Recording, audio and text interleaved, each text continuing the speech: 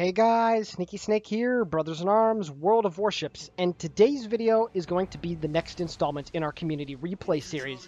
And this replay features Faceful of Alien Wong playing in the brand new Tier 5 Premium Italian battleship, the Giulio Cesare, or the Julius Caesar. He's playing by himself, and it's some standard battle here on the map New Dawn. So if you'd like to send in a replay to us for possible viewage on the channel, please send it to BIAworldofwarships, all lowercase, at gmail.com. Please include the replay file, post-game screenshots, a brief description of the battle, and then if you'd like myself or Spider to do the commentary, you can also request for that as well. So, Faceful of Alien Wong. We have featured him once before on the channel. The link to his other video is going to be provided in the description below. But the real reason why I wanted to show this replay is because of the ship in it. Again, the brand new premium Italian battleship, the Giulio Cesare. So, there's been a few videos out there already about this ship, of course, from the super testers like iChase and whatnot. And I figured that it would be, rightfully so, to be able to, on our channel, feature one. And luckily for us, we did get a submission, and this is the replay that you are going to check out. So what do you need to know about this Italian battleship? Well, it's pretty good. I think that's a fair assumption to make. It's a pretty good battleship. The armor model on it, it's not the thickest of armor, but it's decent enough. Think of it as like when you're angled in a Congo. The Congo's armor is not the best at all by any means, but if you angle it properly, it's still thick enough to be able to bounce most of the shells that are going to be coming in at you, so it's not the end of the world. It also has a very interesting feature. Since this is the remodernized battleship that was done in the 1930s for the Italian Navy, it actually has a double bow. So the old bow is actually on the inside of the rebuilt new bow, which you can see up at the front where there's the white and red stripes. So what this means is that it's very similar to the German battleships, where a lot of them have a bit of armor that extends all the way up to the bow. So while, yes, it can be overmatched by 14-inch guns, there's a chance that it'll hit the armored part and it will deflect, and even though it will penetrate, it's not going to do a ridiculous amount of damage, unlike something like a Texas or a New York, which can be overmatched by 14-inch guns, and it will absolutely leave a mark on your ship.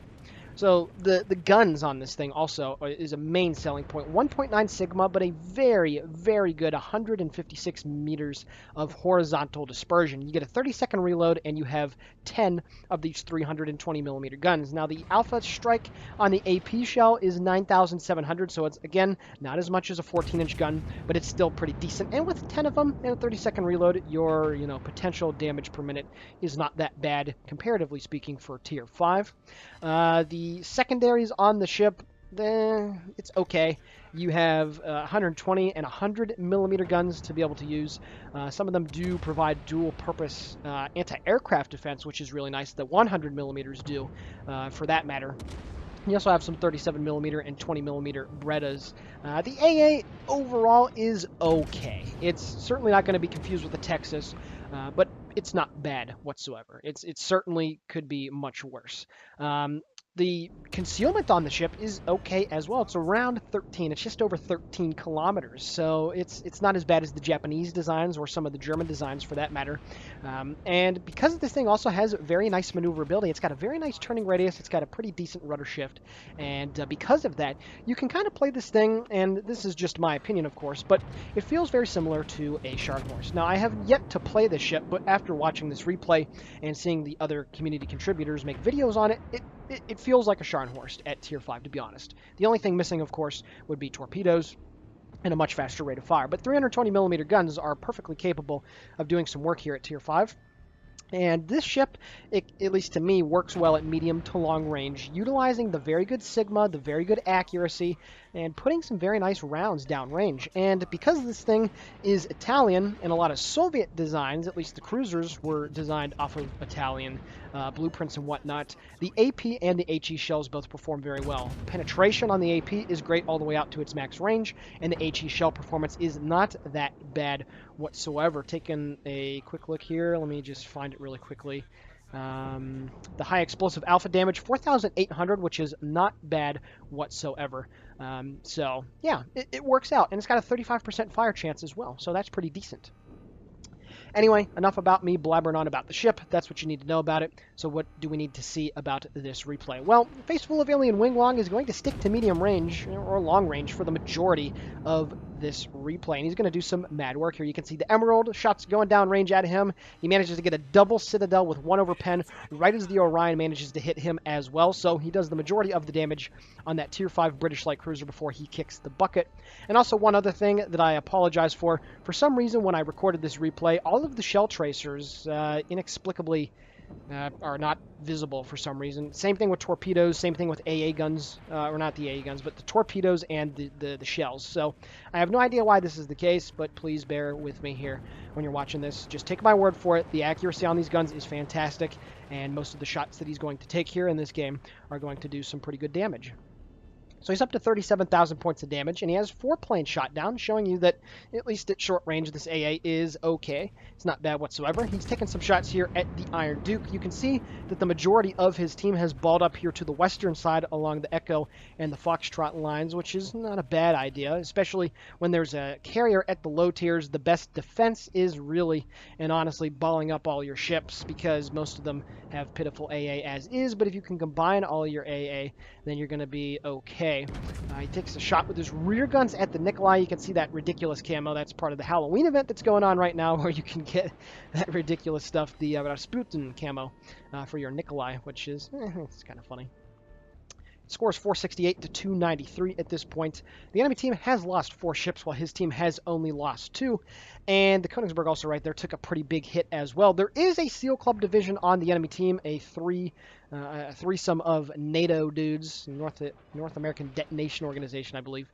And they're playing in some Isuzuchis and the Nikolai. So yeah, that's a nice SEAL Club division, if I must say so myself. He's now looking for a long-range shot here at the Isuzuchi, and this is a long-range shot here at Tier 5. 14.7 kilometers, that's a good distance away, especially considering the dispersions that you're going to deal with down here. The majority of the battleships don't have very good dispersion down here. But you know what? The Giulio Cesare is kind of the odd exception to that. It's really good, and I really can't stress it enough. This thing, if you're looking for a battleship that is really accurate and you want a nice one with a really good gun performance, then I definitely recommend buying this thing. Looking for the shots here on the Isuzuchi is 14.3 kilometers away. He does appear that he's turning away very slightly. Springtime at 279. That is, the shells are on the way. And even though the Isuzuchi doesn't have the best armor, again, it's a pretty long-range shot. And nonetheless, he still manages to get 2 pens and lands a Citadel on that guy.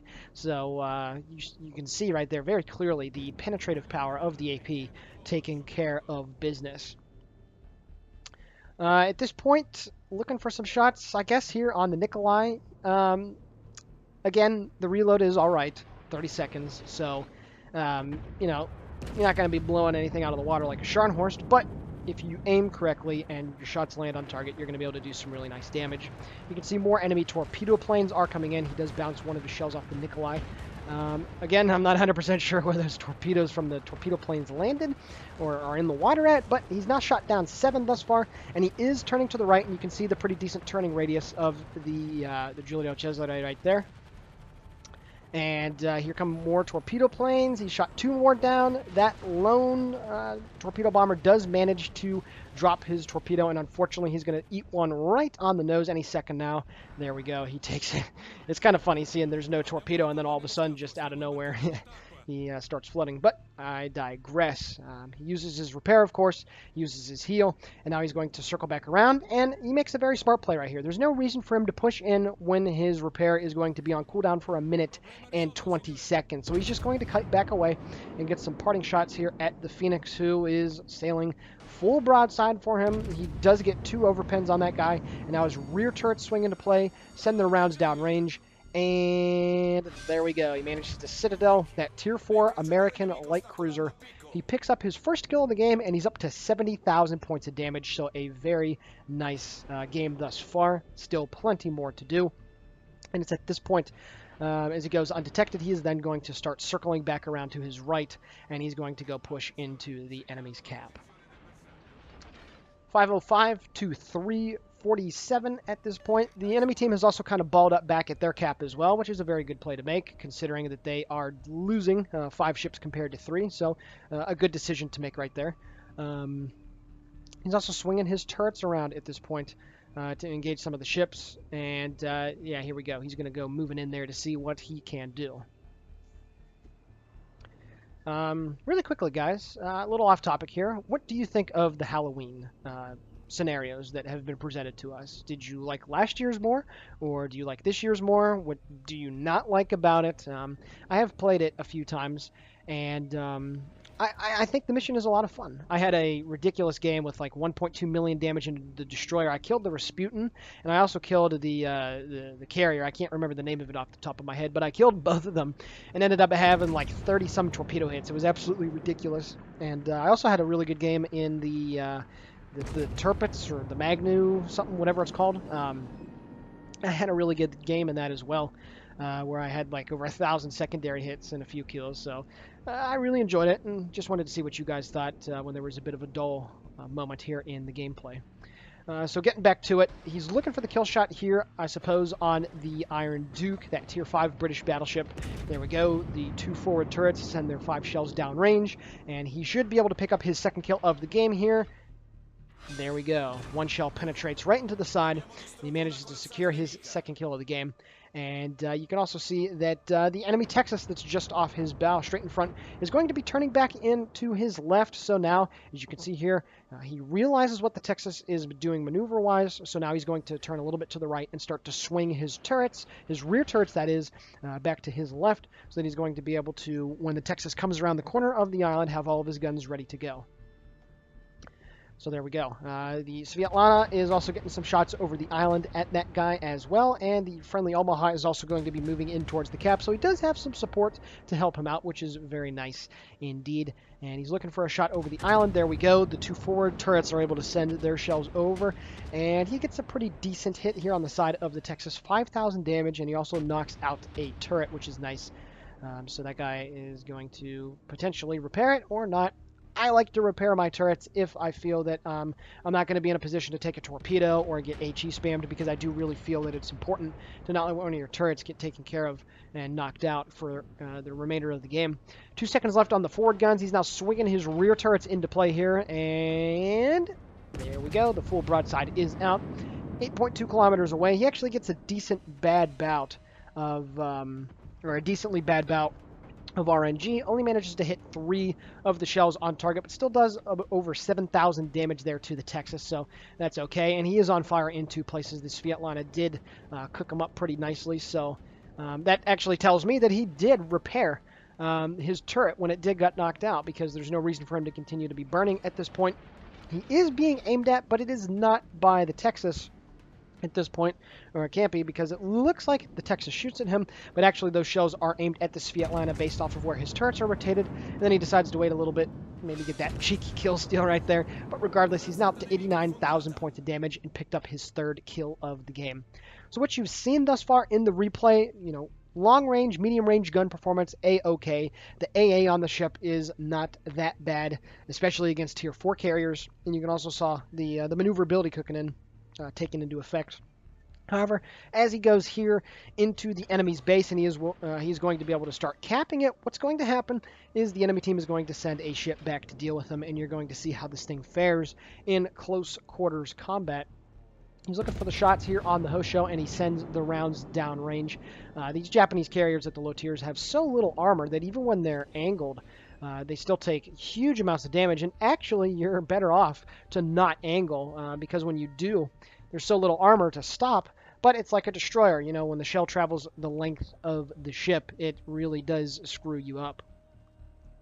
So now he's swinging his rear turrets into play, and you can see here the last couple engagements that he's had, he's really been very clever and very precise with his maneuvering and turning his turrets, putting him in the right place. And when he is angled like this, having the turrets on the right side is absolutely the most prudent play, and it's nice to see. He did mention that in the replay submission, take a look at my positioning, take a look at the turret traverse, and just putting my turrets in the right place. Unfortunately, the Königsberg managed to turn away at the last second, so he was not able to land shells on that guy, so he is going to get away for the moment, but he does switch back to him. He's got 6 seconds left on his reload, and you can see good old Rasputin Or the Nikolai I is coming back here to the cap. Now, this Svetlana in front of him is going to make a... I guess this is a good PDA, or not PDA, PSA, or what is it? Public service? Yeah, PSA, public service announcement. You don't go broadside to battleships and cruisers. And it's so simple, but so many people forget about it. And yeah, it gets freaking detonated. Granted, the Nikolai did have to get a little bit lucky to find that magazine, but yeah, I have no idea. I really can't explain that. I have no idea how that happened, or why that happened, I should say. But anyway, now he has to deal with this Nikolai alone at the moment, which is not very good. He does shoot his full broadside, gets 9,300 damage, some very nice pens right into the bow of the ship, picks up the Confederate, and now you're going to see he angles in, and he only takes 8,300 damage. You saw quite a few shells hit the nose, and while they did over-penetrate the front, they did not continue to go through and deal massive amounts of damage. So that double bow coming in handy right there. And this is really the only big mistake that he's going to make in this game. He's not going to turn full broadside here to get his entire salvo out, but unfortunately he decides that he's going to try to speed up and make this full turn right here before the Nikolai is reloaded. And while the Nikolai does have a rather slow reload, unfortunately he's not going to be able to make the turn in time, and somehow he only eats 11,000 damage. And it doesn't even appear he took a Citadel, which is very, very surprising considering this thing Citadel does stand up above the waterline pretty high. So very, very lucky right there. That is something that you do not want to do. This is not a Montana or an Iowa of today where you just, they lowered the Citadel and then you can get really lucky. That is not a ship to compare it with. And like I said earlier, he manages to completely destroy the Hosho bow end, picking up a devastating strike and the high caliber. And very nice stuff right there. He picks up his 4th kill of the game. And now this Nikolai is on 6,900 hit points. Dive bombers, the friendly ones that is, coming in to try to take care of business. Unfortunately, all of the bombs miss, but you can also see some friendly torpedo planes are in as well. So what I'm guessing that Wong is waiting for is to see what those torpedo planes are going to do and drop. And it's going to force the Nikolai on 2,300 hit points to turn. His turret traverse is not able to keep up to Wong, and he's now feeling comfortable enough to be able to use his forward guns, gets the shots out, and there we go. He picks up the Kraken Unleashed. Very nice stuff right there.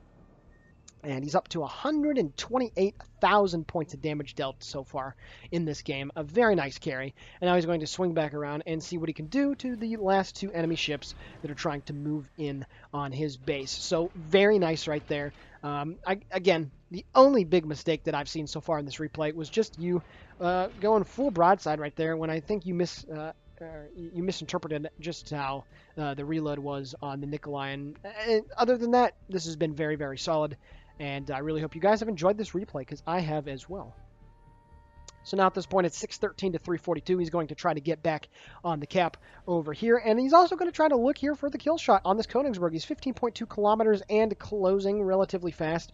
You can see here he hits the M key twice. What that does is brings up the, the over-the-top view display. And you can do that by pressing it twice. And what happens is that it goes into the display and then comes back out, so you can supposedly peek over islands at ships that are spotted and see which direction they're moving.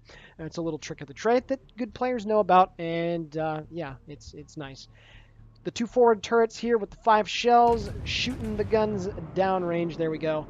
Hopefully he'll be able to pick up his 6th kill of the game here. And there we go. One of the shells, it appears, hits the top of the turret, gets the over penetration, and he's now up to 129,000 points of damage. Very, very nice stuff right there. And the game is in the bag at this point. And there's only 1 minute and 6 seconds left in the game. He's now, I guess, looking for a shot here at the Isuzuchi. Springtime again. He gets the guns reloaded. And let's see here if he does manage to pull the trigger. Actually, I guess not. It looks like the October Revolution, however, is going in for the Ram. And that is exactly how this game is going to end here really shortly. There we go. And that is the end of a fantastic game here in the Giulio Cesare. Alrighty guys, taking a look now at the post-battle results. 520,000 credits received and 6,400 total EXP. This was the first win of the day for him. Devastating strike, Confederate, Kraken, and high caliber. 129,000 points of damage dealt off of 59 shell hits that had 6 citadels. He shot down 9 enemy planes, had 18 secondary hits, and killed half of the enemy team. Taking a look at the team score, 1,727 base EXP. Absolutely a fantastic performance. Also like to give a shout out to Chan, finishing in second place in the October Revolution, picking up 3 frags himself, 2 planes, and 1,380 base EXP. Taking a look at the detailed report, all of the damage, for the most part, done with the armor-piercing shot. He didn't use the HE, but again, you can use that in the ship. It's not that bad. So yeah, a very nice gameplay here by Face Full of Alien Wing Wong and the Giulio Cesare. So again, thank you very much for sending in the replay, and I hope you guys enjoyed this one as much as I did. So with that being said, the Sneaky Snake here for Brothers in Arms World of Warships signing off. Guys and gals, please consider giving the video a like, commenting on it, or possibly subscribing to the channel. All of it is very much appreciated, and have a great day.